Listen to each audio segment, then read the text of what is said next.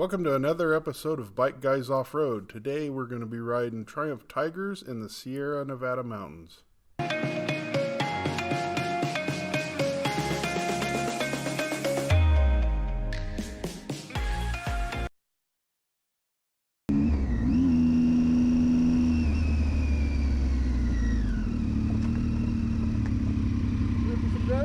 What's that? You ready for some dirt? Of course.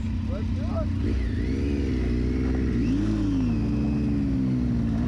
The Sierra Nevada mountains just outside of Reno is full of good fire roads, crappy fire roads.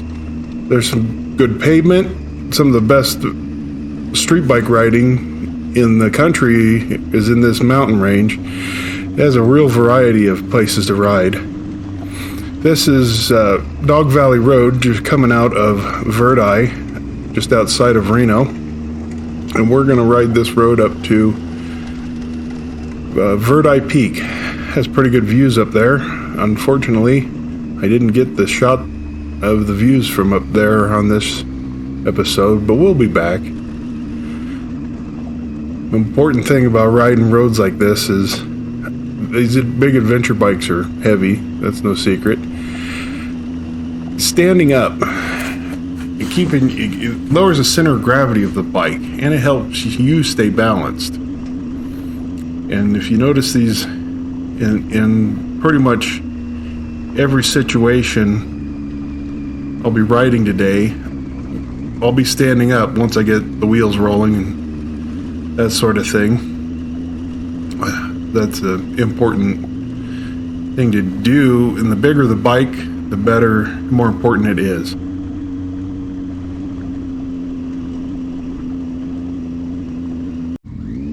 This is one of the unmaintained roads. I guess you could call it a fire road, but this leads up to Verdi Peak. As you can see, it is rocky, and it's not super steep. There is an incline, totally rideable, but the biggest problem is the rocks. I'm riding the Tigers over the rocks. Very important, number one, to stand up. Stay loose on the handlebars, or else your arms will get tensed up and your hands cramp up. And you want to steer more with your feet. This is important also to keep a little bit of momentum so that the wheels will roll over the rocks. Because if you can't go too fast, or else you'll flatten tires and bend wheels hitting the rocks. But you got to keep some speed, or else the wheels don't have enough momentum to roll over the rocks.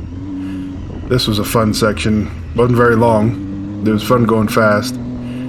Here we are trying to figure out where to go. So we both had our GPSs on us, and I didn't feel like taking the time to look at mine, so I took a guess on which road to take. Turns out it was the right one. Didn't know that for another a few minutes though. On this ride, I have the tires I have on the bike. On the front is a Continental TKC 80, which I found is a pretty good compromise between a street and a dirt tire, although they don't get great mileage. Usually around 3,000 mile mark, I'll be changing the front tire on that. On the back, I was trying the Midas E09s, and I liked the way they hooked up off-road. They were kind of rough on the street, and I only got 1,500 miles on it before I decided to replace it because it was getting pretty ugly. Mostly chunked up from rocks, but it was getting thin also.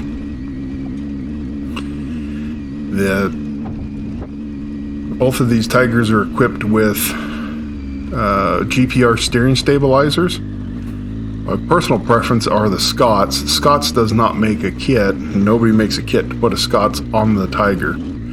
However, the GPR does fit, and it makes riding these big bikes in the dirt so much easier. It's a big difference in the rocks and the sand. The rest of the places other than deep gravel or whatever, we can get away without it.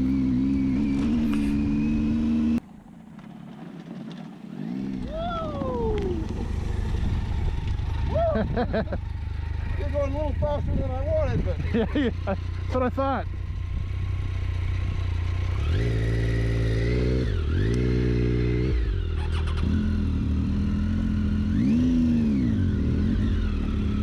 want to go first or you want me to go first? Guess that answers that.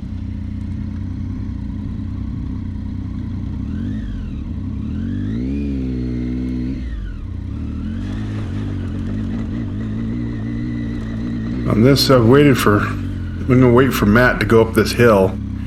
It's steeper than it looks, and if he gets hung up there, I'm not going to be able to make the hill. May not be able to go around him. So I'll just wait for him. That'll give me a minute to let the dust clear, make sure there's no rocks I'm going to hit on this climb. And the camera never does it justice, but it's totally doable on a dirt bike, but you better have everything together to do it on a big adventure bike. This is Stampede Reservoir and another old half-paved, half-pothole road.